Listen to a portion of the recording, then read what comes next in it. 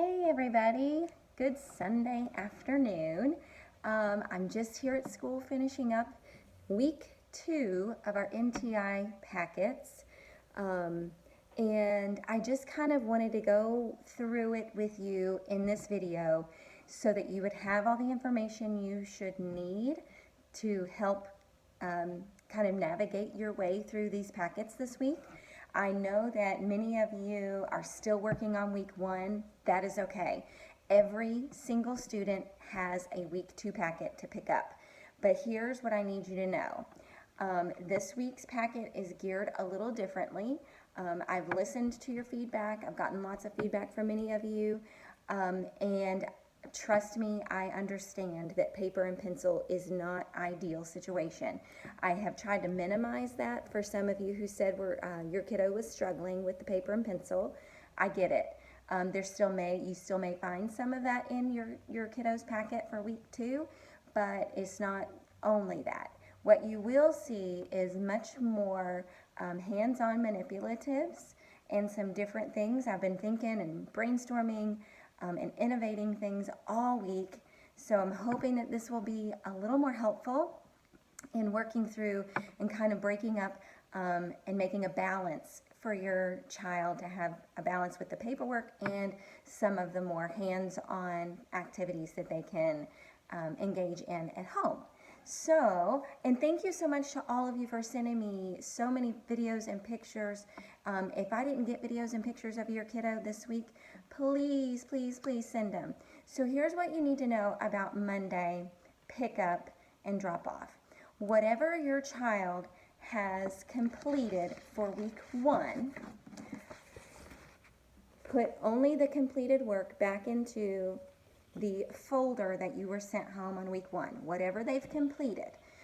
Please you do not need to worry at this point about sending back the classroom materials if you are one of those people who have actual classroom materials. Keep those for now, okay? But just put whatever finished work, name writing, papers, whatever they have done in this folder, and that's what you will bring back inside their plastic, the big plastic Ziploc baggie, okay? So that's what you'll return, and you will pick up the second packet. And so when you get the second packet and you get home, you might want to rewatch this video. There's lots of things, okay? If your child has something in their packet that looks like this is just a little fun activity that is using threading, okay? Along with, if your child has something that looks like this, it's just some yarn and some beads I've gathered up for many of them, just to practice stringing. Now, you can turn these into necklaces, but that's going to eliminate them being repeated activities. So I would suggest not tying them up as necklaces and taking it apart and putting it back in the baggie, or they can string it and take it off and string it and take it off as many times as they want to during the time that they're working with it. But just so that the longevity will last for them, they'll have it for repeated activities, okay? So you've got some bead stringing things. Some of the kiddos will have something that looks like this, which has a variety of different shapes in it. We call those parquetry blocks. They're different shapes, and they can actually manipulate them to make different pictures if they'd like. You can use these for shape naming activities and games. There's 2 of each one, so you can make this a sorting or a matching work where they match the similar shapes together. So there's a lot of things you can do here. You can use them for color recognition. If your child is working on color recognition, use that. You can use this for that, and again, shapes. If your child has something in their packet that looks like this, okay, these are little segments of beaded necklaces that have not yet been cut apart. So guess what? Your kiddo can cut these beads apart, gather them into a container, and use this as a sorting activity. You can, even if you have a little vase or something, they can use tweezers or a spoon and move those little beads into a vase and then pour them back. So we've got our cutting and a sorting activity, practical life, fine motor skills, okay? And also make sure your child is still cutting paper. That's good too. This is just a little extension, a fun thing. If your child has a foam cross, I sent that for you to practice tracing with a pencil onto paper, the outside of the cross. And then they can decorate it, paint it, something like that on the inside. Or some other fun activity you might want to do is use it for painting. So they can lay this down on paper and brush paint around the outside, or finger paint along the outside across on the paper. And then when they pick up their foam cross, what's left is a fingerprint cross. So there's a lot of fun art activities that you can do with this. If you're having trouble figuring out what's best, let me know. I'll help you with that, okay? All right. I also sent in every single packet lots of coloring pages. Most of the coloring pages, if not all of them, actually are themed toward yoga or our peaceful poses and our peaceful nature. Okay, so let me just show you what we can do with these quickly. All right. So for example, the butterfly pose is something that we did this past week with our peaceful animal poses.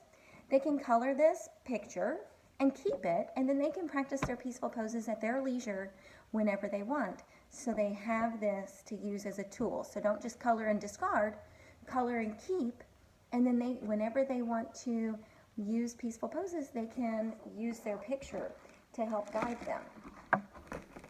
Okay. Some kiddos have lots of blank pages. I sent home more guided work last week with the primary lined paper. But now that you know what to do, I'm going to let you and your child be the guide on that, how they're doing with their name writing. If they need specific help with a certain letter, we, do the highlighter or a marker, or just a simple example. Make that letter for them, and then they can copyright it on the paper. So I gave you ideas last week of how to use this paper, and now you get to kind of guide that yourself. Let's see. Again, coloring pages to help that send a positive message, folks. I want to make sure that you're having good, positive conversations with your kiddos about all this crazy that is going on and everything that has changed in the world, just to leave them feeling warm and good, comfortable, and positive with what they're experiencing in their life, okay? All right, here's another paper that I'm sending home, I think, with every student. And this is just a scavenger hunt, like a nature walk kind of activity. And I have some listed suggestions here that you can find and count how many you find. And if your child is able to conduct that kind of activity where they can count, then you can write it, or they can write how many of each thing they see on their walk. But you can change these things. Like I have ducks, you might put dogs, or horses if you live near horses, or cows. And things like that. So you can kind of change and manipulate that how you want to. And this week we are going to start introducing plants and botany, our botany theme or segment. So we're going to be looking at seeds and parts of a seed, flowers, parts of a flower, and different things like that. So those are upcoming activities. I'm not sure if we'll get to all of these things this week, but at least you have them. When we need to pull them out later, you will have a copy of it. So let me bring your attention to this. This is an explanation of the different parts of a seed. So when we go through and talk about the different parts of a seed, you will know what we're talking about, and you'll be able to use this in different at-home science things related to that to sort of use and teach bigger vocabulary words for your kiddo. Okay, also, your child might have something that looks like this about the weather. We've used this before in years past. It's just a really fun little activity where your child can actually use paint or crayons if they want, but we've always in the past done paint because paint's so popular, and they can paint the different types of weather. Okay, I have an example that I will send you a picture of so that you have that as your reference point when you're teaching or demonstrating with your child what they can do with this work, okay?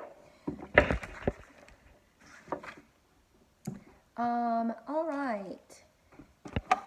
I think every child is going to be getting some watercolor paint, and I only had enough here for one watercolor paper for each student. And hopefully you might be able to get some more at home. You can use cardstock paper, you can use construction paper for watercolor, and you can use lots of different things. But this will be a great tool to use to help getting your child to concentrate at home, because once they begin to start to concentrate at home and have those cycles of concentration, they're probably going to work a little bit better for you at home. So that's what I'm trying to help you with. Okay, moving on. Okay, now your child may be bringing home in their packet this week a movable alphabet. I can only photocopy so many. I tried to get 2 per child, so you'll have at least 2 of each letter. We will be using this for guided movable alphabet lessons via Zoom this week, so please make sure that your attention goes straight to this. Cut it up. You might have some creative way that you might want to organize this at home so that it stays in order and all together. The A's are together and easily accessible. The B's, the C's, the D's, the E's, and so on and so forth. I would advise against putting them all together in one container where they are all mixed up, because that's going to set your child up for some frustration during our lesson times and when they're building words. So if at all possible, even if it's in little Ziploc baggies, snack baggies or something, just try to keep these letters all together and like all the A's together and the B's together and such. Okay, maybe just one more thing. Okay, so if your child is bringing this home this week, I want to make sure that you know they have enough here, okay, to make their own booklet. The colored pictures you see behind are the control cards. So there is 6 control cards and 6 blank pages. So their job is to color one page to match each of the control cards. And then they can write the words on the bottom. And I'm pretty sure any child who took this home can at least try to write most of the letters. Okay, if they're seeing frustration, help them write it. I don't want to do anything that makes them frustrated in learning. But this is about the parts of a flower. So again, practicing those vocabulary words and getting the fine motor with the handwriting, okay? All right. Also, every child will be bringing home a little package that looks like this. It's got a cup, plastic cup, a cotton ball, and tiny, tiny little carrot seeds in there that we're going to try to wake up these seeds. We're going to germinate a seed. Again, I'm not sure if this is something we're going to get to this week, but you have it. When we are ready, we will do it probably all together in our morning meeting on Facebook Live. If you're there, if you're with me on Facebook Live, we'll do it all together. And so I want to make sure that you know that there are tiny little seeds in here. They might fall out of the cup into the baggie, so look for them. Make sure you capture those seeds and don't lose those. And then some kiddos, I think this is the last thing, some kiddos have these 3D shapes or forms, okay? And what we'll do with this is really naming. So we know this is cube, this is sphere, this is cylinder, so on and so forth. If you need help naming, please let me know. But we also may be using this in a Zoom group lesson later this week or in the future. So I think that pretty much takes you through most everything that I've prepared for you. So as you can see, along with some more paper pencil stuff, we do have a lot more manipulatives. I plan to have some Zoom sessions that are small groups who are going to be doing some similar lessons this week, and we'll coordinate those. I've got a schedule out, so I'll be sending that soon, probably this evening, so that we can be prepared. And yeah, I know this isn't ideal, folks, but I cannot stress enough how important it is for you to create a time this is our work time. We are going to do this. Offer choices during work time. Every day, I want our children doing something with counting and math. Every day I want our children doing something where they're writing their name, or building words if you're doing that, reading if you're a reader, adding if you're adding numbers together in that. So if you're having trouble figuring out how to execute your at-home work cycle, let's talk this week. Don't hesitate. Let me know, hey, I am definitely going to need some help. And we will schedule a FaceTime. I love to see your all's faces. It gives me a connection. But just please reach out. If you were one of those families that I didn't get any pictures from this week in the past, please send me pictures. I will be picking up their packets that you return to me on Monday so that I can see how are they doing with their work, so that I can see what does their handwriting look like, where is their struggle, are they getting it? And while I do want you to guide your child, I do not want you to do this for them.